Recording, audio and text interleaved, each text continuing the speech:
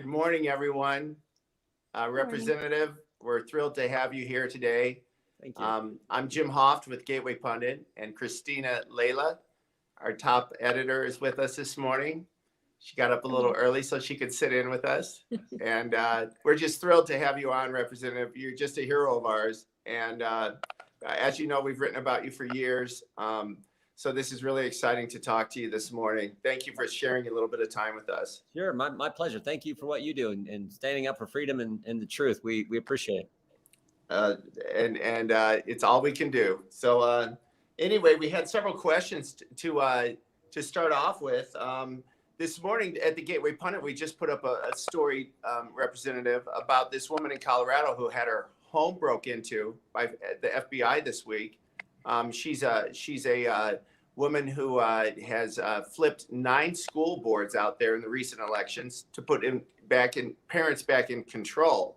And the FBI went to her house this week and used a battering ram, stormed through her door. She homeschools her children and actually abused her children. We just put that up, but we've heard stories like this now, and I know this is something you're following. What do you have to say about all this that's going on? Well, yeah, I'm not familiar with this story, but if that, I mean, that's crazy if that happened. I mean, I'd like to know what the pretext is, what they were after.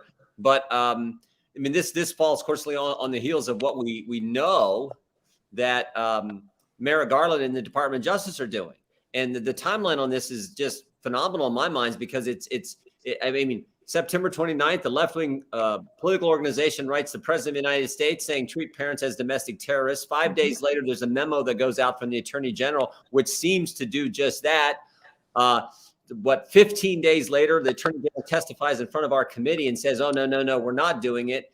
And while he's testifying, the day before, in fact, there was an email sent out to FBI agents doing exactly what Merrick Garland said they weren't doing, i.e. treating parents as domestic terrorists, giving them a label, giving them this thing. And the whistleblower came forward, told us, a threat tag, a terrorist label on parents. And I think Merrick Garland has to come back and answer our questions because I think he totally misled us and more importantly, the country. Wow. And I would ask him this one question. I would ask him, what's the number? How many parents now have the label put on them? We'd like to know. And a whole host of other questions we'd like to ask him. So yeah, then the thing you're just describing, the situation you're describing to me is frightening if that happened and there was no real reason for it to, other than what we see in this larger context. Right. A little more context to this story. This woman also was working with election integrity, and she's linked to this Mesa County clerk who they have trouble with in that state because she did not erase all of the information, the election information after 2020, as the other county clerks were ordered to. So there's more to this story, but it's still absolutely frightening. And we've seen this, Representative, with the January 6th protesters. We've seen numerous times that they're sitting, and we've seen the video. They're sitting in a whole like 20 people. We saw this with Roger Stone when he was arrested in Florida. It seems like quite an overreach, and it's almost as if they're targeting the American public, the good families, patriotic families, and conservatives. You can't have a Justice Department that's based on politics. It's supposed to be on the rule of law, equal treatment under the rule of law. That's how it's supposed to operate. It doesn't seem to be that's the case. In fact, when I first saw this story on the Justice Department going after parents in the school board situation, it reminded me of what took place about a decade ago when the IRS was going after conservatives, people who follow you guys and you communicate with, and people all over the country. And remember, they had the BOLO list, the be on the lookout list. And so there was a list that the IRS actually was compiling of groups applying for tax exempt status, part of the Tea Party movement. Now we see the Justice Department doing something probably even worse in my mind, because they're labeling parents and using the domestic terrorism, the counterterrorism division of the FBI. So I tell folks, that's where the email came from. It came from the counterterrorism division of the FBI. So wow. and it went out on October 20th, and yet the day later, October 21st, is when Merrick Garland was testifying to us that, oh no, we're not doing that at all. We're not treating them this way. And here's maybe the scariest thing, guys. I don't actually think that it started with the school board association and went to the White House. I actually think it went the other direction, because remember, we now have evidence that the school board association was working with the White House before the initial letter was ever sent. I think the letter was just used as the pretext for the government to do what they wanted to do, to go after parents, which is even more frightening in my mind. So this is, again, why we need the Attorney General to stop it, but we also need him to come back and answer Republicans' questions. Right, absolutely.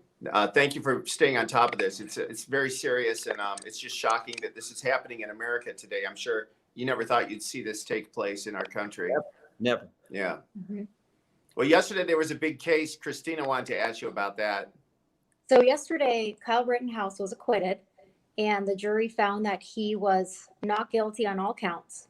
And one of the scary things I saw yesterday was House Judiciary Chairman Jerry Nadler fired off a tweet immediately. Not only, again, this is the weaponization of the DOJ we're seeing, the weaponization of the feds, where he wants now a federal review from the Justice Department after a Wisconsin jury acquitted the kid.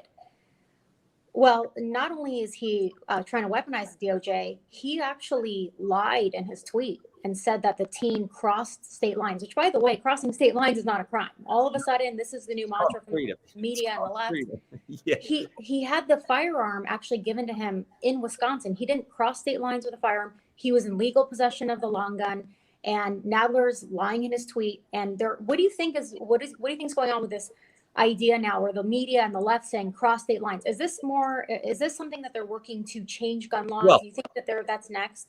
Yeah, it's not the first time the Democrats lied about and misled the American people. Not the first time the press, for goodness sake, has misled the American people. It happens every stinking day. I mean, it happens with you guys. What they say about you, what happens with me every day. CNN and they're always saying something false about conservatives, false about people who actually believe in freedom and believe in the Constitution.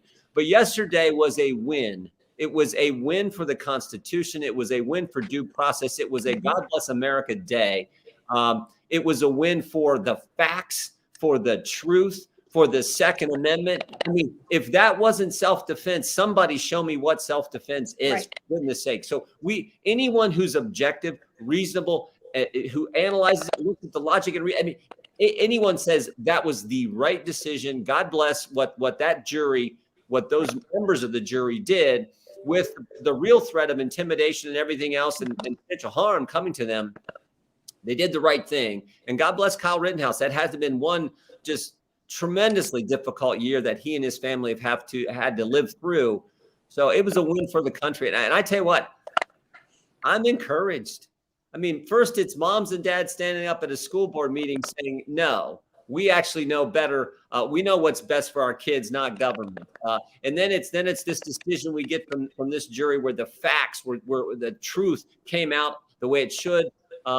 It's what happened in Virginia a few weeks ago. I mean, this is starting to build. And I actually said this in the hearing with the Attorney General. At the end of my opening statement, I said, I think what you did is the last straw. I think it's the catalyst for a reawakening in this country for freedom, for Judeo-Christian values. And I think you're seeing it. And that's what happened yesterday with the Rittenhouse decision. Those individuals said, we're going to stand up for the truth. Excellent. What do you think of President Biden and his? It was a campaign ad last year where he labels Kyle Rittenhouse as a white supremacist. That's what the left does today. The left. Here's the scary thing. This is really all an attack on the First Amendment, and it's an attack on the most important right we enjoy under the First Amendment. Under the First Amendment, you got a right to practice your faith, assemble, petition your government, freedom of the press, freedom of speech. The most important one is freedom of speech, because if you can't talk, you can't even practice your faith. You can't share your faith. So your ability to speak and speak without being harassed and targeted and censored and canceled for doing so is the most fundamental liberty we have, and that's what the left's coming after. So today's left doesn't believe in the First Amendment. What they says is, oh, if you disagree with me, I'm going to come after you. We're not allowed to have a debate. And if you don't agree with what I said, I'm going to call you a racist and we're going to try to cancel you. And that is what we're fighting against. That is the fundamental fight we are having today. It's frankly more important than all the other fights are important too. What they're trying to raise taxes, they don't have I got an open border, inflation, energy policy. All those are important, and the Democrats have screwed them all up. But we have to fight all those and try to win on those two. But the most important one is what they're doing to our First Amendment free speech rights. And so this is how the left plays now, and we have to understand it, and we got to be willing to push back. And it started with moms at school boards. They started doing it here, and God bless them. I mean, I've said many, many times I have to deal with lobbyists and I have to deal with bureaucrats and everything. No high-paid lobbyist, no bureaucrat, no politician will ever beat a mom on a mission. And we see that happening, and it's a pushback for the truth and for our First Amendment rights. Amen. Yep. So, Representative, you have a new book coming out. It's called Do What You Said You Would Do. Great title. And it kind of goes back to what you were just saying. You were one who we know now, because we have the data and we have the information, that you were targeted by these tech giants, that you were silenced, that you were censored. Do you discuss that in your book? And what do you have to say? Is there any progress in cracking down on these tech giants? Yeah, we know for the past year they also punished one of our readers, Cristina, Cassandra Fairbanks, who writes for us. They suspended her account for a while because she wrote something about Kyle Rittenhouse. Yep. So is there any progress on that front? Yeah, we talk about it. I write about in the book. I tell folks that first, the title is just simply, I think we make the job too complicated. What'd you tell the voters you were going to do when you put your name on the ballot and you ran for office? If you get elected, go do what you said you would do. I mean, that's why they elected you. And I point out that, only about 12,000 people in the history of this country have had the privilege, and it's a privilege, it's an opportunity, the privilege to serve in the United States Congress. If you get that, you should probably just do what the voters elected you to do. And I pointed out that no one did that more than President Trump. I mean, no one did more what he said he would do than President Trump. And I try to take the reader behind the scenes interactions I had with the president, and what a good man and how he fought for this country in so many ways. And I think your viewers and listeners will enjoy the read. But to the tech question, yeah, one of the stories I tell in here is in the summer of 2018, I get a call from Matt Gaetz, and Matt, all he says is typical Matt, because he's got ADD, I think, like I do, and like most people. He says, he goes, Jim, Twitter is shadow banning us, and I'm like, okay, Matt, that sounds bad, but what's shadow ban? I didn't know what shadow banning meant. And then he walks me through it, and sure enough, Twitter was shadow banning 4 members of Congress. Only 4 members of Congress. You got 100 senators, 435 members, 535, just 4. Gaetz, Meadows, Nunes, Jordan. And I'm like, oh, an interesting 4 that Twitter is going after. It just happened to be right in the height of the whole Mueller, Russian baloney story. And sure enough, Jack Dorsey comes out and he finds out, he says, well, it wasn't intentional. It was a glitch in our, they always use the glitch in the algorithm. Right. I was doing an interview and I said, glitch in the algorithm? What'd they put in the algorithm? The names Gaetz, Meadows, Nunes, Jordan. Give me a break. Right. So, yeah, we talk about, I write about that issue and a host of others. And one of the things we're going to have to do is when we win it back in 22, when President Trump runs and wins again, we got to get rid of the liability protection they have, the Section 230. You have to look at private right of action, where an individual can go after them when they do what they've done to you and what they've done to me. And we lost like 300,000 followers right after the election in 2020. And then, frankly, you need to expedite the antitrust review process so it gets to the Supreme Court faster. And Justice Thomas seems to have indicated all indications are he wants to deal with this issue. So let's get it to the Supreme Court and let him answer this question as quickly as we possibly can. Excellent. That's so great to hear that, because of course we've been punished too. They took down our account. They've in 2016 we were one of the top 4 conservative outlets that was influential in the election. Of course, they shadow banned us on Facebook since then. So it's a widespread problem. Thank you for doing that. Recently, 13 Republicans voted with Democrats on this infrastructure bill. Do you have any comments on that? What do we do with these legislators who continue to turn their back on their voters? No, it's unfortunate.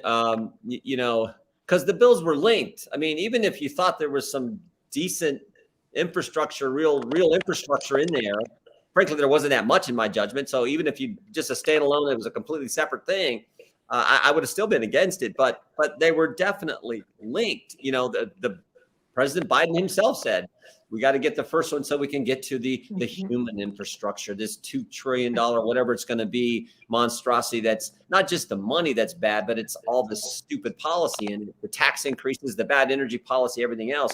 So that combination, it was frustrating. I mean, I tried to, I wish they wouldn't have voted there, because that sort of set the stage for then what passed this past week with the bigger spending bill out of the House. Now let's hope Senator Manchin and Senator Sinema do what they said they would do, and actually not support this legislation and keep this from raising Americans' taxes and adding more to the 31-year high inflation we currently have, and all the bad energy policy as well.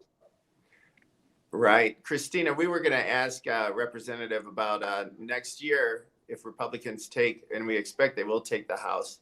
Is there any plan about speakership in your future, Representative? No. Look, Lord willing, if we win, which I think there's a real good chance that happens. Yes. I think there's a good chance we win big, but we want to. We got to keep pushing. You never want to. Never want to get overconfident. But if we do, I want to be chair of the Judiciary Committee. Great. Historically, that has been the committee that has focused on protecting your rights, Americans' rights, particularly, as I mentioned earlier, your First Amendment rights. We know what the left wants to do to your Second Amendment liberties, your privacy rights. So that's been the committee that's supposed to focus on that. And frankly, under the Democrats, under Chairman Nadler, I think it's been just the opposite, as evidenced by what you pointed out earlier with what he tweeted out after the Rittenhouse decision. So that's what I want to do, and focus on that issue and do the investigations. Yes. We need to investigate Fauci and all the misleading things he's told us over the last year. Wow. Yeah. He knew on day one. He knew from the get-go this thing likely came from the lab and misled us the entire time. We need to someone needs to investigate how thousands of Americans' tax returns became public. How did that happen? That's not supposed to happen in our country. So there's a host of things that need to have proper oversight. And Judiciary Committee is involved in a lot of those. So that's what I want to focus on, as well as what we just talked about, making sure that what big tech's doing to censor conservatives, that we start to deal with that major problem as well. Yeah, we need to retire Nadler and put you in the chair. Truly. What about this week too? We also saw it's unprecedented, where the Democrats are now getting Republicans kicked off of their committee assignments. For a cartoon.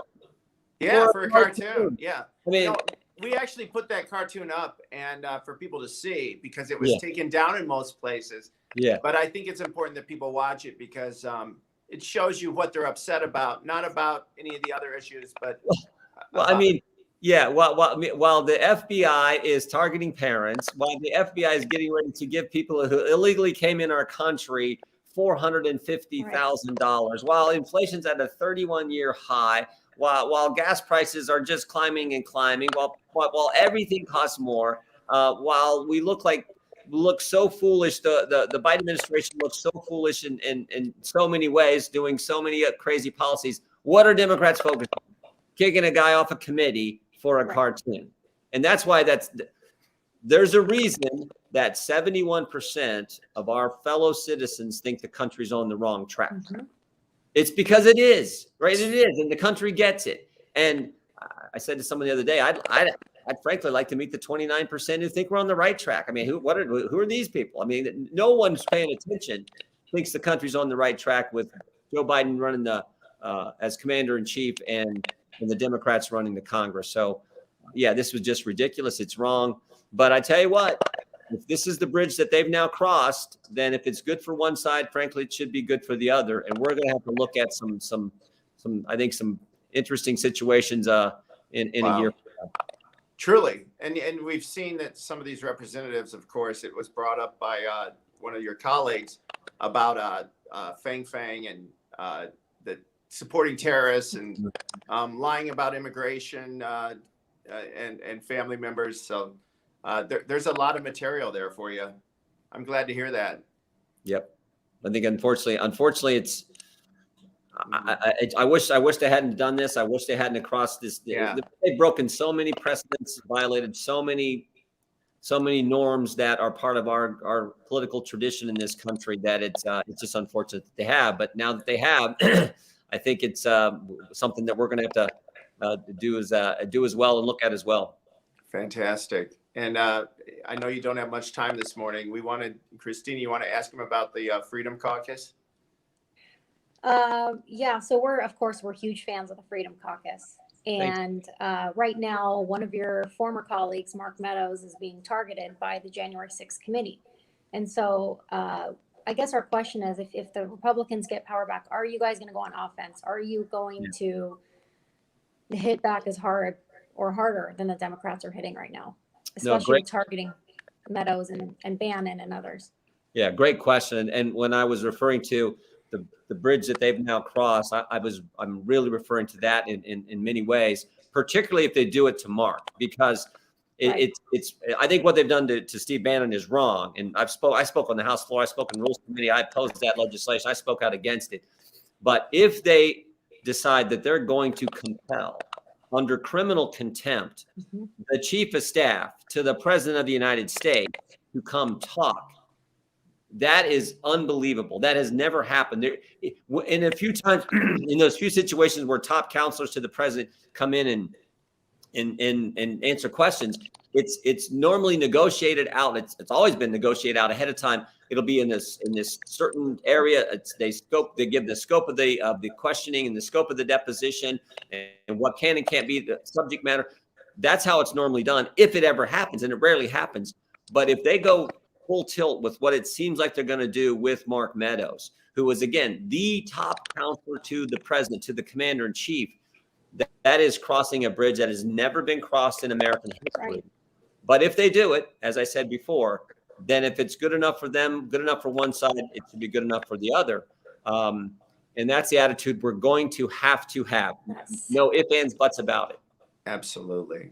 Yeah, I think the voters are tired of the wishy-washy Republicans who keep saying this is not who we are, and are unwilling to fight back. So that's really good to hear. Representative, we know you have a very busy schedule. We wanted to have you on so we could promote your book. Do what you said you would do. You can pre-order this on Amazon. Good luck with the book. We'd love to have you on anytime. Yeah, we'll come on. Every day if we could, but we know you're busy, so thank you. Thank you, guys. Have a great Thanksgiving and keep up the fight for freedom. We appreciate what you do. Thank you, Representative. Take care. Thank you.